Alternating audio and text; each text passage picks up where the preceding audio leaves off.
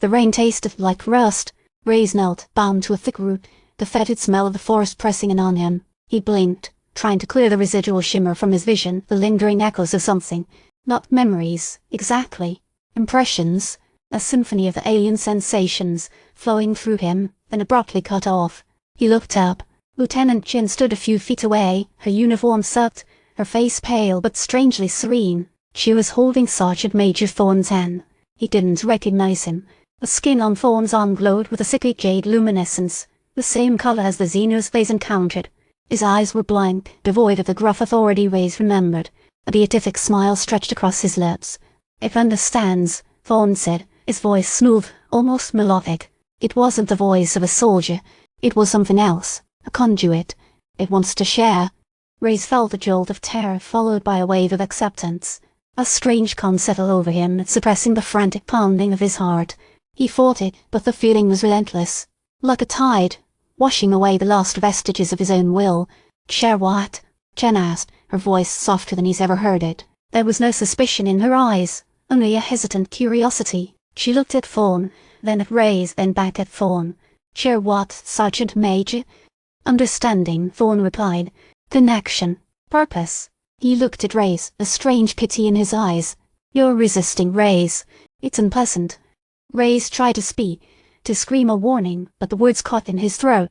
He felt a pressure building in his mind, a subtle but insistent probing. Images flooded his consciousness as networks of roots entwined deep within the planet, a collective consciousness spanning across continents, the distant whispers of civilizations beyond human comprehension.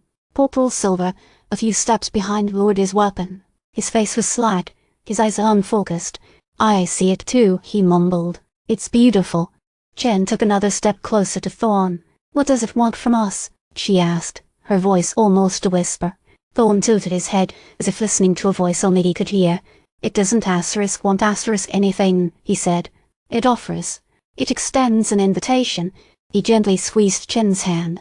"It wants us to be part of something larger." Reyes struggled against the encroaching influence, desperately clinging to his identity. This isn't real. This can't be happening. But the logic of his mind felt distant, blurred. The alien impressions intensified, filling his senses, drowning out his resistance. He saw his mother's face, felt the warmth of the sun on his skin, tasted the sweetness of a childhood treat, all filtered through the alien consciousness, overlaid with a profound sense of loneliness. He understood then what the xenos were. Not conquerors, not destroyers.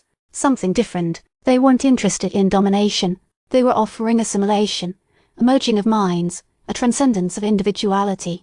Chen took Thorne's hand, her fingers intertwined with his. A faint glow emanated from her skin, mirroring Thorne's. I feel it," she said, her voice resonating with a newfound tranquility. "It's peaceful." Reyes watched, helpless, as her eyes cleared, losing their anxiety. He tried to scream, to warn them, to fight back, but his voice was swallowed by the alien symphony. He was a captive observer, a prisoner within his own mind, forced to witness the transformation of his comrades. He saw a memory, a flash of his deployment, briefing back on Kepler 186F. A stern-faced admiral warning them about the potential for xeno influence. "They don't fight wars, soldiers," the admiral had said. "They change you." He understood then. The war wasn't about territory or resources. It was a war for consciousness.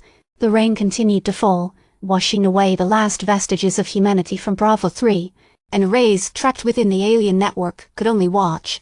A single, fading ember of defiance flickered within him, a silent lament for the comrades he had lost. He saw a monolith subtly shifting within the undergrowth. It pulsed with the same jade light. The connection was complete.